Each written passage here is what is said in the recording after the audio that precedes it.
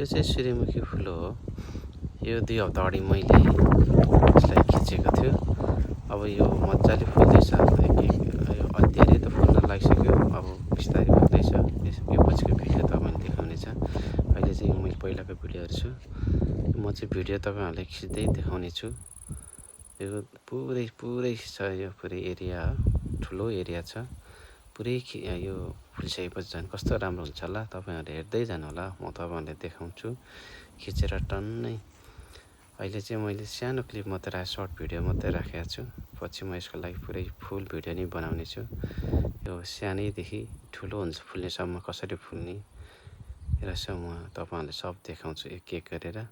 अहिले चाहिँ म सर्ट भिडियो मात्रै देखाइरहेको छु हजुरहरूलाई।